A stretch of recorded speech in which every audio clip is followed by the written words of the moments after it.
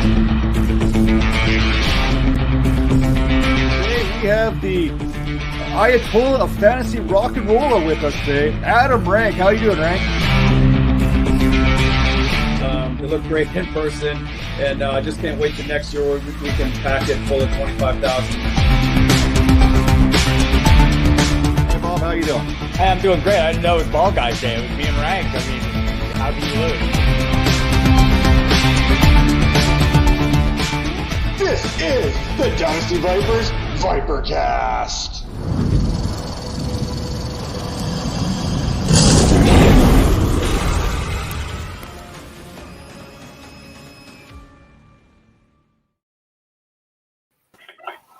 And welcome to a special Dynasty Vipers ViperCast episode 67. Left coasters, grab your coffee. Those on the right coast there, grab your lunch because we have a little bit of a special Friday morning special coming for you here. We've got the one, the only, the first, I guess it's the first fantasy football analysis to kind of do one of the four major broadcast networks. We've got Michael Fabiano joining us. Fabs, how's it going? It's going well. Thank you for the hand there, Major. I appreciate that. It's good, man. It's Friday, so happy about that after a busy work week, but glad to be on with you guys. It's crazy because you just got to mention there off air. It's the schedule release. Things are getting kind of crazy. We got a little something special Thanksgiving. We're going to have a little side bet going on there. We've got the Cowboys and the Raiders going on Thanksgiving by the looks of it. Are you a Raiders fan? I'm a Raiders fan, and I only proclaim to be a Raiders fan usually at the beginning of the season. At the very end, in between, we kind of turn the other cheek a little bit. But yeah, what do you do if you root for like the Lions? I mean, do you ever admit to being a Lions fan? Because disappointment after disappointment. I don't know if you can. I really don't. Like, the good thing about the Raiders fan, you've always kind of been on the outside. You've always been the outside. So if things don't go right, you can dress up like Darth Vader and everything's cool. You know what I mean? You can't really dress up as Kid Rock if you're a Lions fan. I don't know what you do there. So I don't know. Put a bag over your head, basically. That's what you do. And hope for the first overall pick in the draft next year so you can replace Jared Goff. That is probably the most accurate you'll hear today. Kind of want to kick this off because every time you have a great introduction, you kind of need that hype music to get yourself going. So, Fabs, if you were a WWE superstar, maybe you're tagging up with The Miz. You're coming down the rig tag team, but he's letting you choose the music to come down to. What are you putting on? Oof, man. You know what, dude? I got to go with Alice in Chains. And maybe we go a little Man in the Box. Maybe we go Wood. Wood is actually the intro to my show on SiriusXM Fantasy Dirt. I know those guys, really good friends of mine, so it would probably have to be something Alice in Chains related. And Mike would be into it too because he loves AIC, so I think that would work out. Although, if Mike and I were doing a tag match, I'd be trying to stay on the outside of the ropes and let him kind of because Fabs would be the guy holding the chair. Exactly. That's it, man. I'd be trying to avoid getting into any physical confrontations with any of those guys, man. So, but yeah, that would be fun. A little Alice in Chains would work. A little Jerry Cottrell, maybe just kind of flaring up the guitar there on the side stage, a little live performance, maybe even see if we can set that up. Dude, so real cool story. Before they went on tour for Rainier Fog, they obviously do rehearsals. They do a rehearsal up in like North Hollywood somewhere. They let me and my son watch the rehearsal. It was basically those guys doing the entire set, and me and Matthew were watching. It was freaking awesome. Wow. It was so cool. Yeah. I think you actually tweeted that out, and it was a while back. Yeah. Your son got the pick. That was very cool, man. Matthew at the time was actually learning how to play guitar. Now he's into like skateboards and video games, but Jerry was actually helping him with the guitar. I got pictures of it. I mean, something that I'll never forget. That is awesome. Let's dive into fantasy sports a little now, real quick, and let's actually take it back to sports in childhood. So, tell us about sports you played growing up. We know your favorite team, so maybe give us your favorite Cowboy of all times too. When I was a kid, I just loved sports. I loved sports, probably starting, 7 or 8 years old. And growing up, I played basketball. Yes, I did. I'm only 5'8", and I wasn't bad for a 5'8" Italian guy. I played baseball. big time into golf. I never played football. I always wanted to, but my mother was like, no, you're not playing football. You're going to get your butt kicked. Not doing that. So I never got into that. I played tennis. I mean, I just love sports. And I started watching sports probably at about 7 or 8. And I remember the first football game that I ever watched, NFL, it was Eagles-Vikings.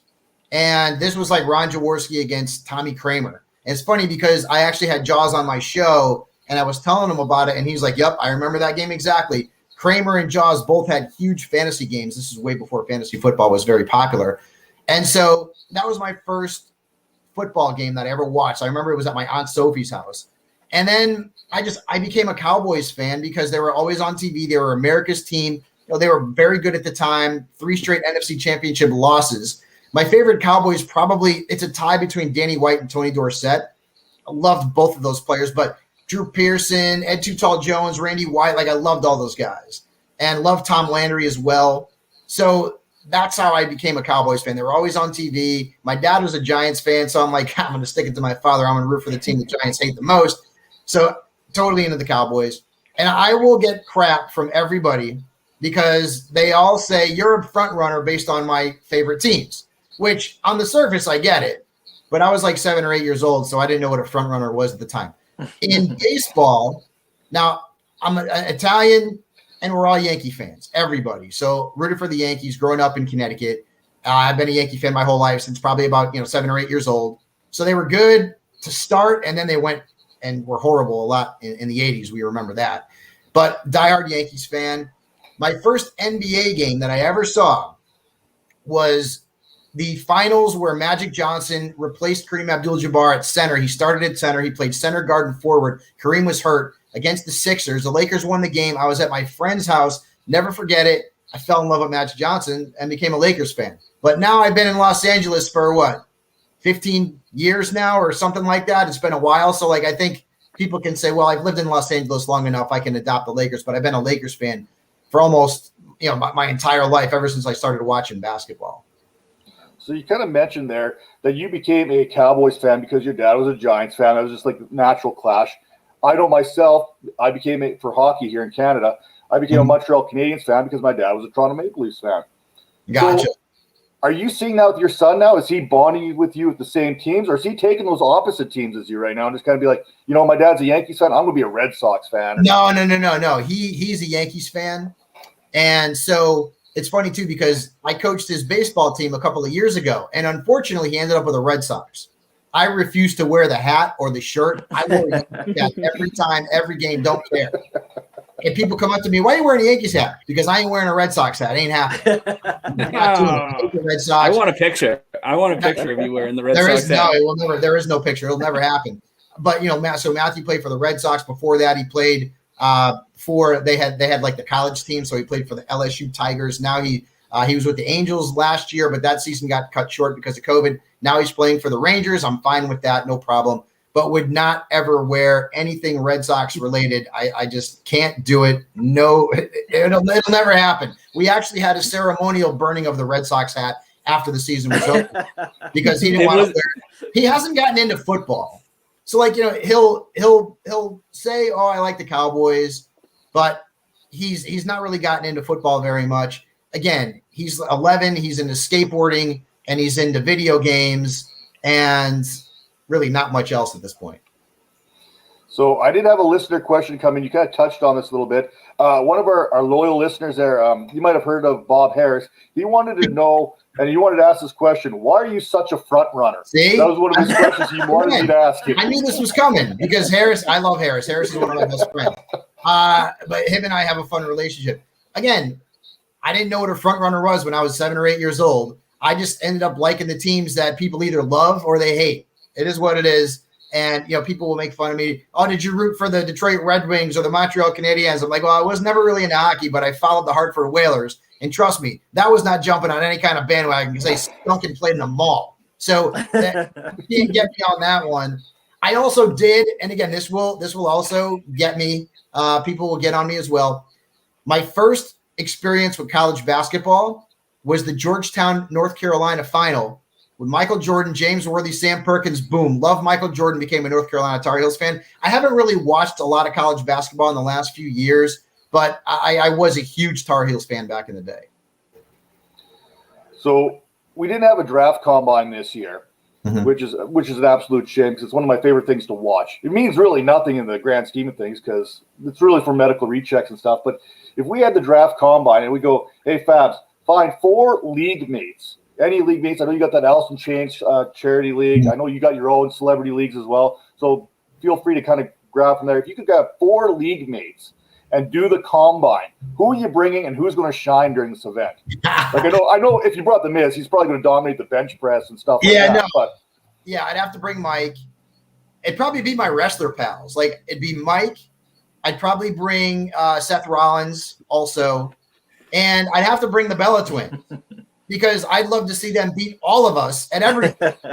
They're not wrestling anymore, and now they've gotten into their family lives. Brianna has 2 children. Nicole just had a baby. So, but I'd love to see them compete. That would be a lot of fun. They were at Jerry's house a couple of years ago, like 3 years ago, I think, for the Allison Chains draft.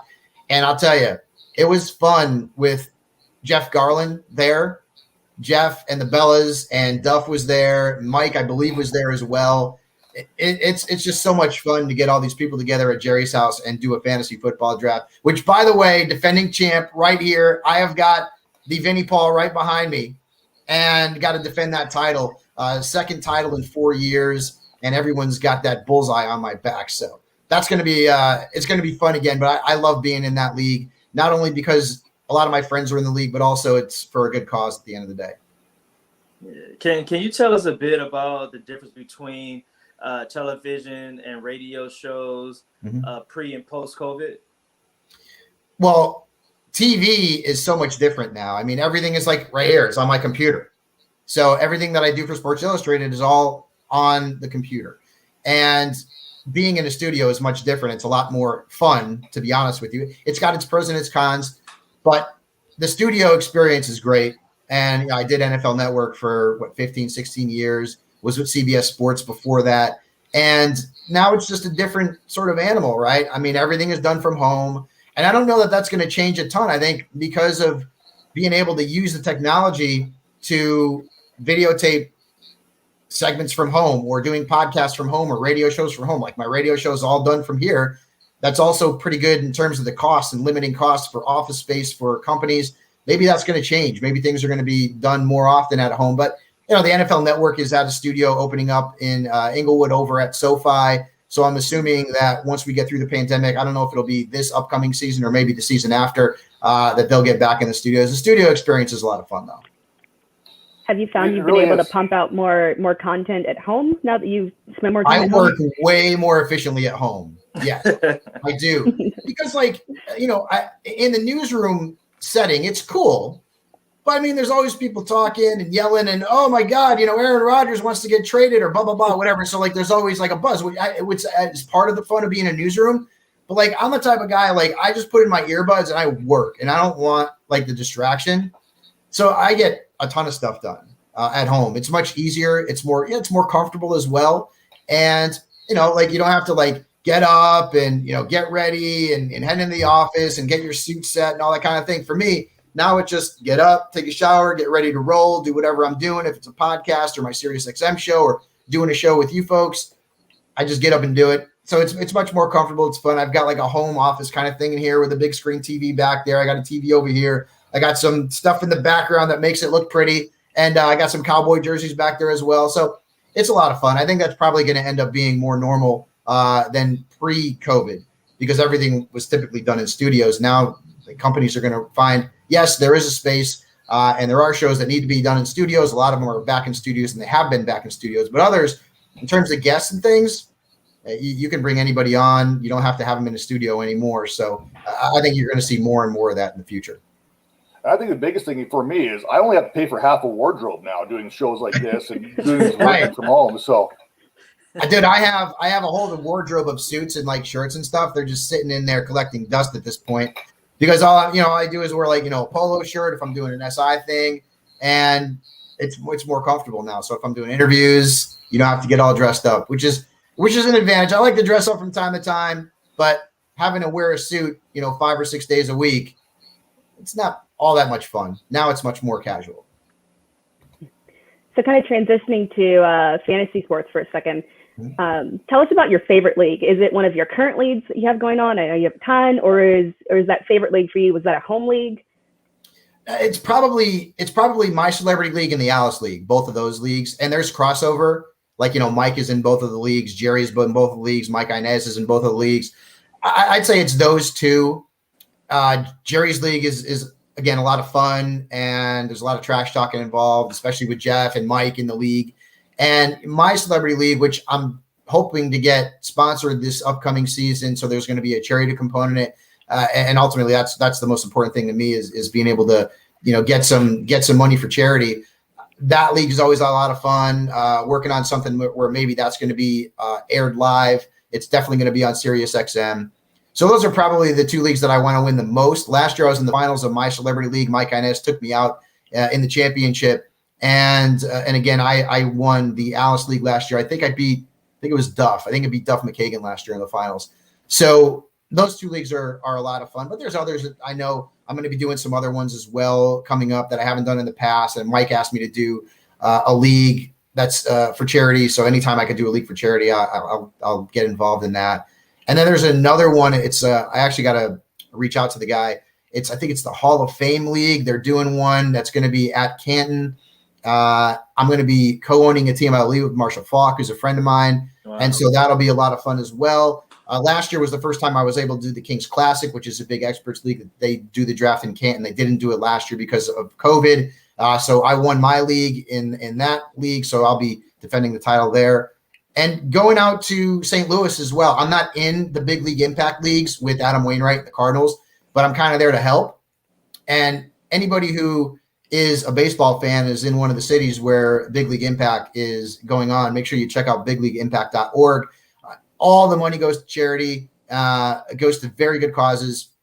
And it's a tremendous experience for fans out there. So if you haven't checked that out, bigleagueimpact.org, Adam Wainwright and his brother were integral in putting that together. Really, really cool leagues. And you'll be playing against like your favorite baseball players, depending on what city it's in.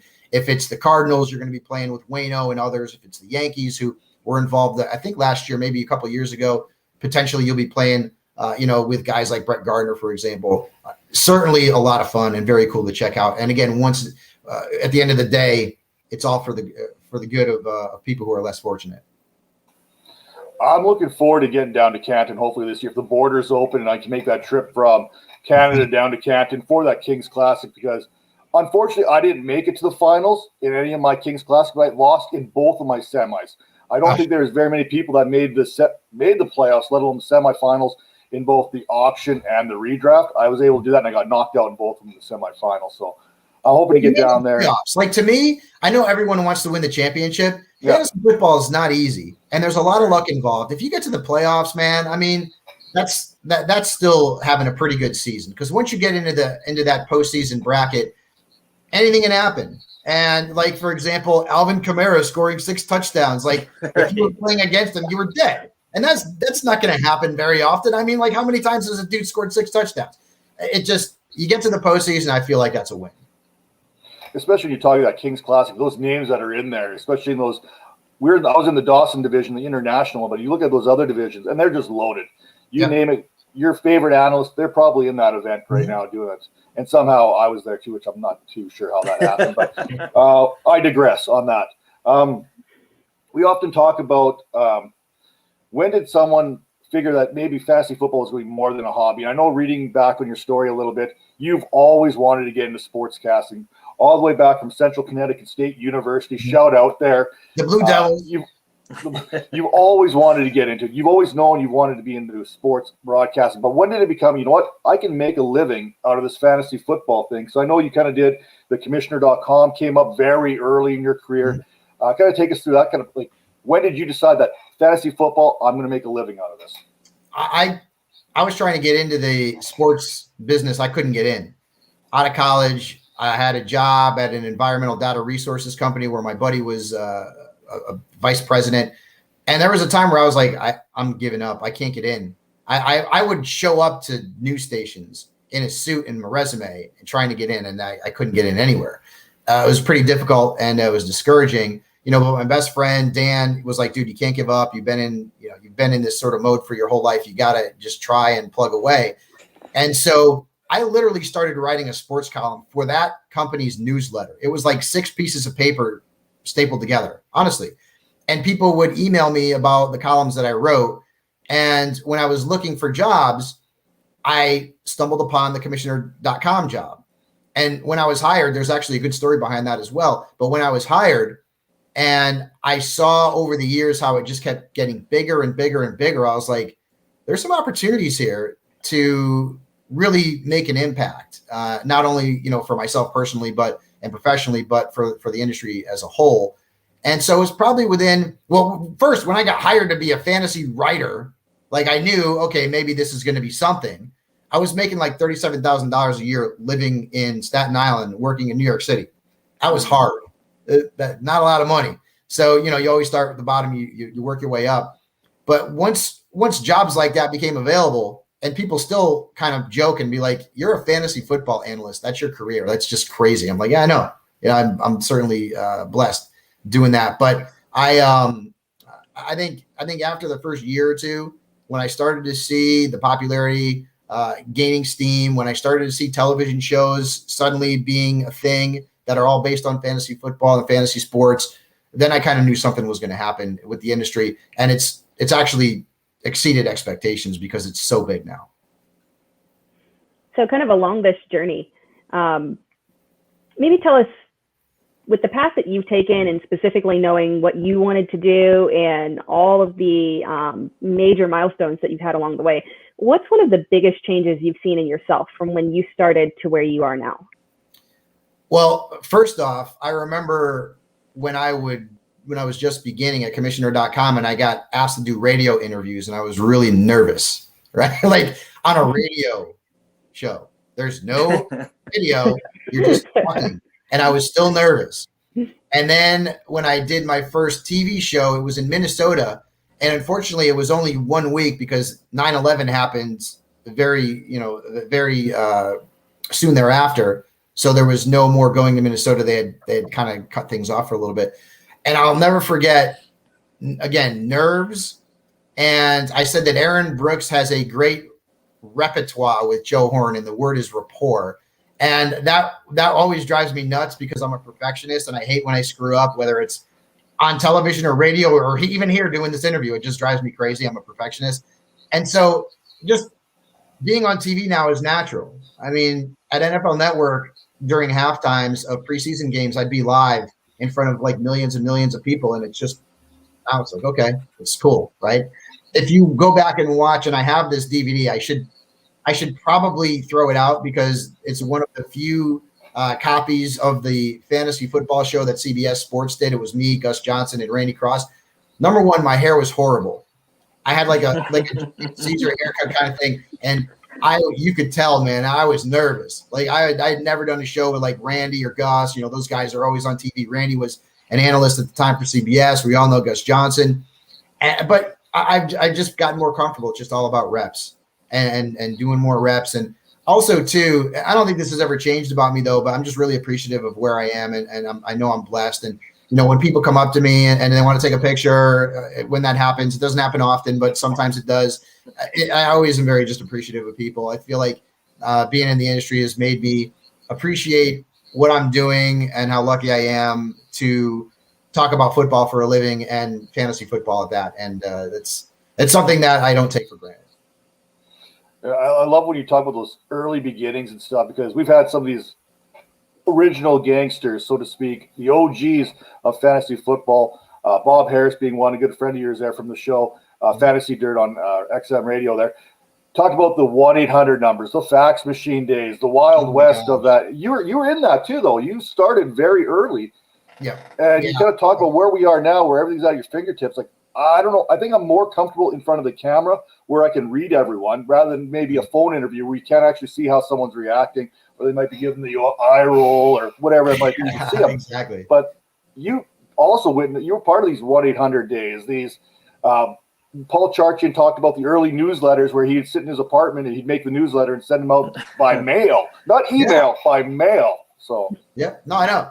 I started off, and before I got hired by commissioner.com, like I had an email list, and I would send an email to everybody every time I released an article, and it was on one of these like small sports website, amateur websites, like I think it was called esports.com, something like that.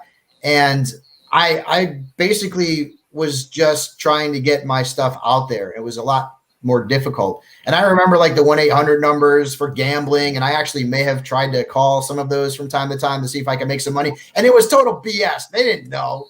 You know, if they're telling you to pick the Saints -6, well, they're also telling the other half of the people to pick the Niners +6 in that same game. I mean, like they didn't know.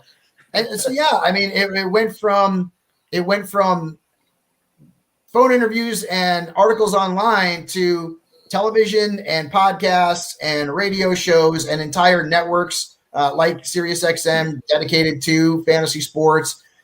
Again, it's become huge. I mean, there's 50+ million people who are playing fantasy sports, which is great. It's never going to go away.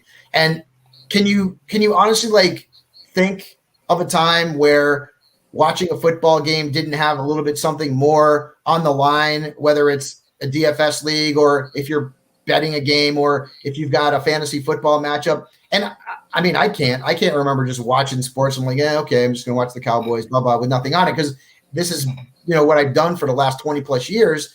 And fantasy sports is never going to go away because people they're entrenched in it. And it just makes the experience better. Hell, the Raiders, aren't the Raiders going to have like the ability to wager at the new stadium? Like once they have fans back in, like, I mean, everything's gone like so. The technology is just amazing at this point. To think what it once was, which was again picking up the phone, and at that point, let's see, it was the phone with the long antenna, right? I think we had phones at that point, but we had the phones with the long antenna. That was kind of like the mobile phone back then. To now, what we have, it's just incredible, and the number of talented people in the industry is ridiculous. Some of the stats, like obviously I'm big time in the stats, but there's some dudes out there. Holy cow, man. I mean, just it's unbelievable. Like they're spitting out stats. I'm like, I don't know what the hell you're talking about, but it sounded good, right? I mean, stats and the analysis now are just amazing.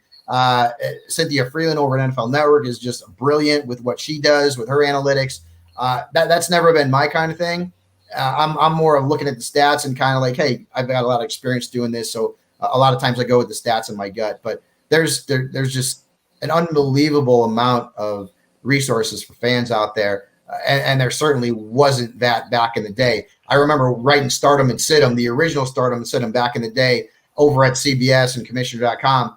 And I was basing my analysis on who is good against the run or who is good against the pass, just based on yards and touchdowns, that kind of thing. We didn't have the ability to look at fantasy points. We didn't have the ability to look at where guys lined up, whether or not they were out wide or in the slot. We didn't have the ability to find out what tendencies quarterbacks have. Does this quarterback like to throw to his running backs more often than another quarterback? Does this quarterback throw to his tight end? Like all kinds of stuff. I mean, and then the amount of stats and the analytics is just amazing at this point. It's a lot of fun to dig into it to a point, because I feel like at some point it goes so far over people's heads. They're like, again, I don't know what you're talking about. Just tell me who to start, who to sit, and that's all I care about. But it's fun to have that data. It certainly is fun to have that data. Like I just did a whole thing on fantasy points allowed, home and road from 2020 to build out my strength of schedule for each position for 2021. I never had that back in the commission.com days. We didn't talk about that kind of stuff. It was basically strength of schedule based on win-loss records, and that was it. So much data out there now. It's unbelievable. Yeah. Like you mentioned before, you've been doing this for 20+ years. It seems like you pretty much know everyone in every sport. Can you tell us a little bit about your favorite or your more memorable podcast or interview?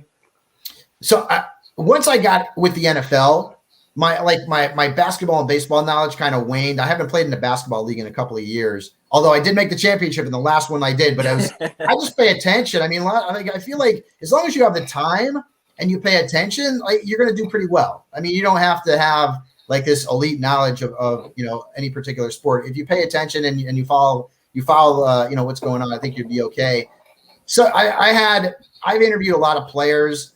I remember one interview where I was interviewing Mercedes Lewis. At that point, he was at Jacksonville, and the fire alarm went off in the studio at NFL Network. And I was like, oh, man, we got to do this again. And I kind of like, put my hand out for him to slap me 5 and be like, all right, we'll be good. And he just completely I got Tom Brady, right? Like, remember Tom Brady with the high five? I remember that. There's been other interviews that kind of have been a little bit awkward. I don't want to actually mention names, but where some of these players just, they don't want to talk about fantasy football and they couldn't care less. So they're kind of just like, they give you kind of like one-word answers. And there was a couple in particular that I remember. A couple of them got a little uncomfortable. Again, don't want to name names, but people, when you suggest that, hey, this player came along and ever since this player joined your squad, your numbers have really been improving. Talk about the rapport that you have with this player. And then the guy that I was interviewing wasn't real pleased about that because of whatever. So but I've interviewed like so many people. I interviewed Tommy Lee from Motley Crue. Anybody who knows me knows I'm a huge metal fan. Michael Sweet from Stryper's been on my show a few times. That's been fun. I've gotten Mike on there, Stone Cold Steve Austin. It's more about like the guys that I was fans with. LaDainian Tomlinson, I've interviewed a bunch of times. That's always cool. I'm trying to get Danny White, who lives out in Arizona now. And Danny, again, was one of my 2 favorite players as a Cowboys fan growing up. So I'm hoping I'm going to be able to get him. There's been so many. It's really hard to sort of pin down, just one that was my favorite.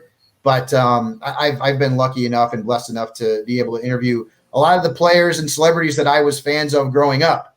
And I mean, now I play in fantasy football leagues with these guys. So it's been a lot of fun. So we know that you wanted to work in the sports industry from the very beginning, and that was always the goal. Yep. But let's say that we were in a crazy world, a crazy, sad world where there was no sports. What would you be doing? Oh my gosh, no sports. Whew. I'd probably be getting a lot more exercise, that's for sure. You know what?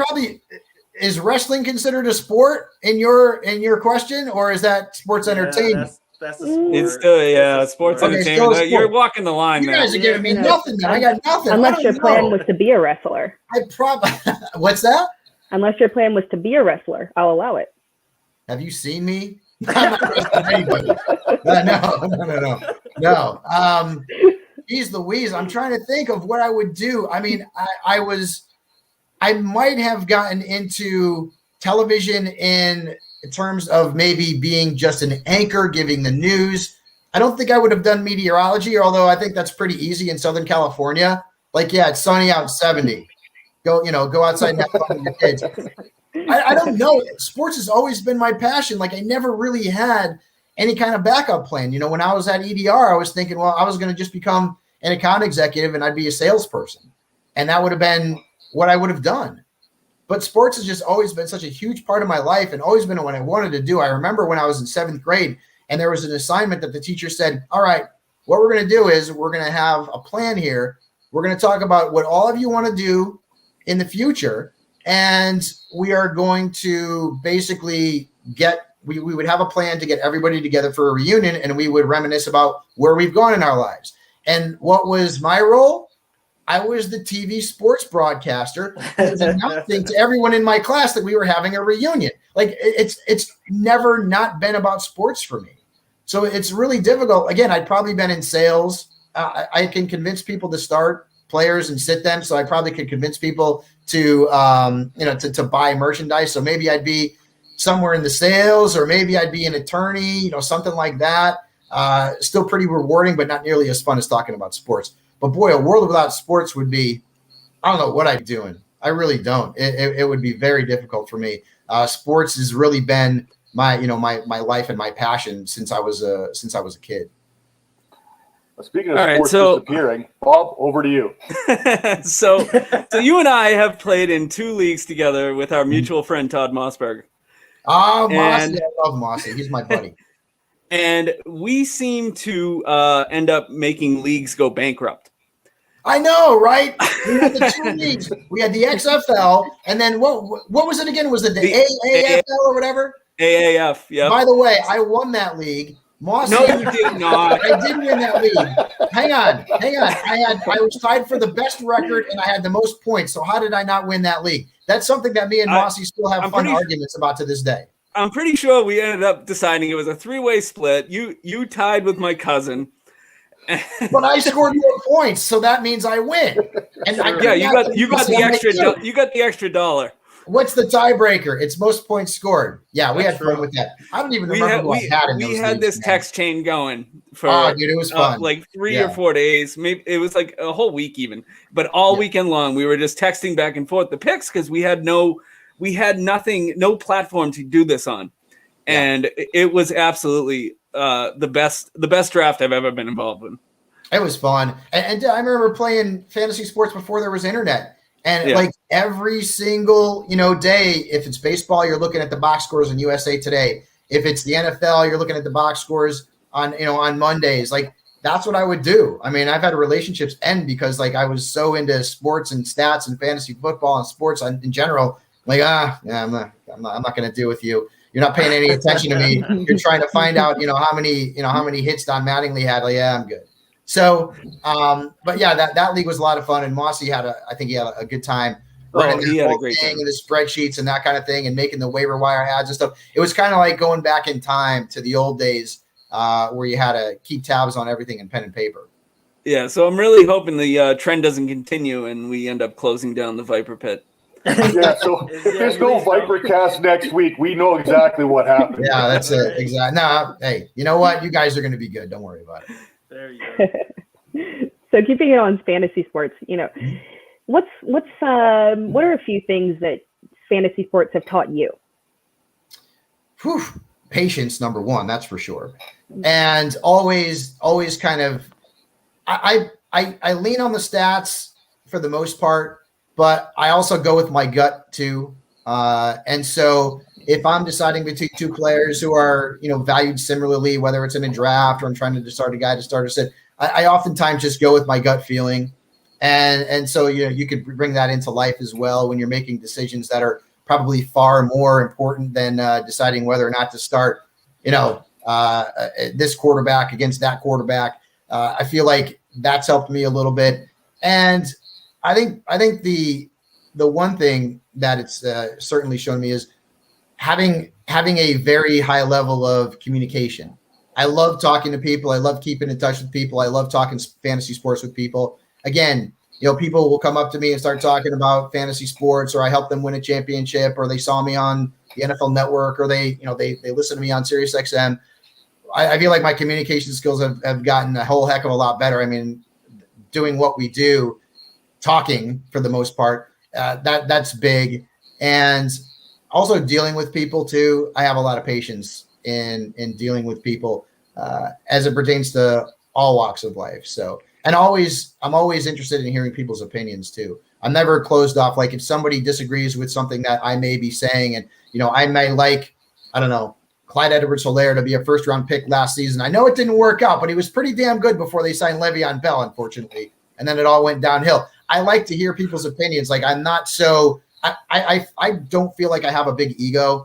I try to be very humble, and I try to listen to others' opinions and take those into consideration. And sometimes people change my mind on a certain player or a topic. It's always fun to hear people talking about fantasy sports and listening to their take on things. So I certainly enjoy that. And kind of keeping it on people, maybe. Let's talk about relationships within the industry. What are some of, relationships are so important. What are some of those big relationships that you've had over time within the industry? Oh my gosh. I mean, so we go back to CBS. Tristan Cockroft is one of my best friends. I talk to him all the time. He's the best baseball guy in the business. Don't care what anybody says. He's amazing.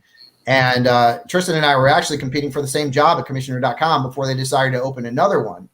So we both got hired at the same time. We both got inducted into the FSWA Hall of Fame the same year. Tristan's just a great guy. I love Tristan. One of the best people you'll ever meet.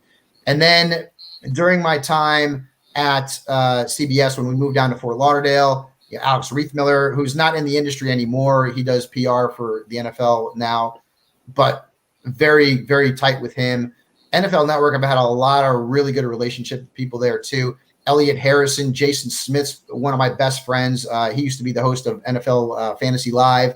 Akbar Bajabi-Amila. I mean, I could go on and on and on. I've got so many great relationships with people over at NFL Network, whether it's behind the scenes or on camera. I've been able to cultivate great relationships with a lot of folks there. There's a lot of people that I root for there. There's one or two that I couldn't care less about. I'm not real big fans of, but that's kind of in all walks of life, no matter where you are. For the most part, the people there are tremendous, and I still root for them. This day, even though I'm not with the network anymore. And outside of the industry, a lot of the people that I've talked to, talked about, like Jerry Cantrell is like one of my buddies, Jerry O'Connell, one of my close friends, The Miz. I mean, there's so many people that I've met, the Bella twins, like they're like family to me. Their mom is great. She married John Laurinaitis. You might remember if you're a wrestling fan from the People Power days. And there's just too many to really name. I'm really blessed that I've been able to meet so many great people that are in the industry that have helped me. Andrew Siciliano is another one. There's Jay Glazer. There's just so many people. The list would be very long. Jay really helped me a lot in the early days when I was at CBS. He was there too. This is before Jay blew up and became like this huge superstar, doing Subway commercials and all this kind of thing and owning his own gym. Jay's the best.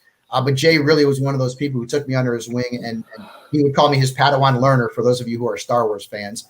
And we would, we had a really good relationship, still have a good relationship. Jim Nantz also really took me under his wing, helped me start my first celebrity league at CBS with, Dan Marino and Phil Simms and Steve Tasker and Randy Cross and Brent Jones. Brent Jones is another one, former 49ers, great tight end position. There's so many. It's really hard for me to mention everybody, but I've certainly cultivated a lot of really close relationships from this industry and have those relationships to this day. And I'll hope to have them for the rest of my life. So quickly, you're a golfer. Yes. I was a golf pro. And really? I didn't know that. That's awesome. Oh, no, Mossy didn't tell you. I was giving him lessons over. Is that well? I'm still going to kick his ass when I play golf with him. He's actually over in Lake Tahoe, I think now. He just sent me a picture. His wife's climbing some big rock. Yeah, we're going to definitely play golf. I worked at a golf course for about 10 years.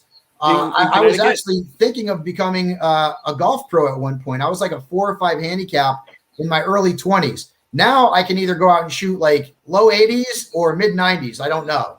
I just go out and have fun at this point. But that's awesome. That's great. So next time you're in Connecticut, let me know. It's only a 3-hour drive. All my work is down there too. Oh, okay. So where are you now? I'm in Boston. Oh, I should have known by the accent. Yeah. So but all my work is in Greenwich, Connecticut. By the way, I love that city. I've only been there a few times. You can come back when you put a Red Sox hat on. I love Boston. Yeah, well, in that case, it's not going to happen. But I'll tell you this. I've been to Fenway for Yankee Red Sox games, and I never once got into any kind of issues with anybody because I'm not an obnoxious type of person who's going to run my mouth. Like I wore Yankee stuff. I went with Tristan. Tristan came with me. We went and we all wore Yankee stuff and all good. Like nobody had any kind of issues. It was totally fun. The Yankees killed the Red Sox that game, but I feel like since the Red Sox have won World Series and the curse of the Bambino kind of died, it's kind of leveled out. The Red Sox fans are not as salty as maybe they once were, but I love that city. It's like going back in time. When Veritek punched A-Rod in the face, that was kind of like I'll tell you that 2004 is literally that and the catch were my 2 worst experiences as a sports fan. The 2, I thought we had you guys beat. We're up 3-0. We're going to the World Series, and then tragedy, at least in my eyes, happened. And I remember Game 7, or was it Damon hit the grand slam? I'm like, I'm out. I can't do it. I'm done. I can't watch the game. The worst experience of my life. That and the catch when Dwight Clark made that catch over Everson Walls in the end zone at Candlestick. That was pretty brutal too. So if you had to pick 3 NFL players to play with you in golf, with me, are they current players or former players? Any. Okay, let's see. So Tony Dorsett would definitely be one of them, and I'd probably have to get Danny White in there too. But then I've only got one more spot left, so that would be. I'd probably have to. So growing up, I was just such a huge Cowboys fan. I was fans of other players too, but such a huge Cowboys fan. I guess I'd have to stick with Cowboys, and I'd probably end up going with Troy Aikman. That would be the foursome. I got to stick. I'm a loyal guy. Like, I know people think I'm a bandwagon jumper, but I have never rooted for another team other than the Yankees, Cowboys, Lakers, and Tar Heels my whole life, except, well, the Whalers. But, I mean, they're not in existence anymore. And I did root for them when they were the Carolina Hurricanes and they were in the Stanley Cup Finals. And they won one of them. I know they lost one, but they won one. I don't remember if it was the Red Wings. I can't remember. It was a while ago. But I did root for them a little bit. Again, never got really into hockey. But I'd probably have to go with the former Cowboys. I think that would be a lot of fun. I think it was pretty safe to assume that you wouldn't be calling AB, but he probably has your number blocked anyway, right? I still don't get why he blocked me. Like, who cares? Like, I think it happened because I was on the network, and at that point, I believe it was Ian Rappaport was saying that he was getting traded to Buffalo. And at that, Josh Allen wasn't like, what he is. And I was like, oh boy, Buffalo, that's not going to be good for Antonio Brown. I was like, I don't know if he'll be a top 10 wide receiver there. And like, the next week I'm like, this guy blocked me. I mean, well, the joke's on him. He didn't block me on Instagram, so I can basically still see everything. It doesn't matter. I mean, honestly, who cares? Like, who am I? I'm nobody. Right. Like, so whatever. It is what it is. So last question here. Yeah. For those of us trying to make it in the industry, your best advice for those trying to make it in the industry? Number one, network. Get out there and meet people. I've mentioned so many people that have helped me, like Jim and Brent and Jay. I mean, so many people. The list goes on and on and on. Network and get your stuff out there. It's so much easier for you guys today than it would have been for me. Again, I had a mailing list on email. I was writing on amateur websites. There was no social media. There was no podcast. There was nothing. And so make your name, get it out there, provide content for people, get people to like your content. That's going to end up helping you in terms of word of mouth, but make a name for yourself. Don't go out there timidly. Go out there, be aggressive, show up to FSGA conventions. Do what you need to do to put yourself out there, get your brand out there, get your content out there. And there's so many avenues now. I mean, who doesn't have a podcast? Who doesn't have a channel on YouTube? So many things you can do. But one of the big things for me was networking. I was never afraid to go up and talk to people. I remember when I was at CBS, I was at an NFL Today show. This is when they were doing it at FAO Schwartz, which was near like Central Park. It's not there anymore. And they had a studio over there. And I literally walked up to Deion Sanders and introduced myself and said, hey, Deion, my name is Michael Fabiano. I do fantasy sports for CBS, and I'd really like to get you involved in my fantasy football league. And I'll never forget his response. He goes, man, I've got 5 kids. I can't play fantasy football. Get that. I saw Chris Carter at a movie theater in Boca Raton, Florida, when I lived in Florida. And when he was walking out, and I went up and introduced myself, and I asked him if he was interested in playing a fantasy football league. He didn't want to do it, but like, just go out there and be aggressive. Don't be weird and creepy, but be aggressive and get your name out there, and don't be afraid. Network, get your content out into the public's eye. There's so many avenues for people to do it now. Great advice. And with that, I know, Fabs, you're really busy. You need to kind of get out there. You are more than a man in a box, and you need to make sure you got a show there, Sports Illustrated coming out. XM Radio there, Fantasy Dirt with Bob Harris and Elliot Harris. I see he jumps on that show quite often as well. Elliot's awesome. I love Elliot. Simply no excuses in the fantasy industry. See what I'm doing here? I'm working with the Allison Change song list here right now. Love it, man. It was funny. Jerry actually co-hosted a podcast on the NFL with me a couple of years ago, and my entire introduction was paragraph of all Allison Chain songs. I just created sentences and stuff and made it work out from a fantasy football standpoint. That was fun. I know he really appreciated that. Yeah. So keep them coming. Let's go. You got any more? Yeah.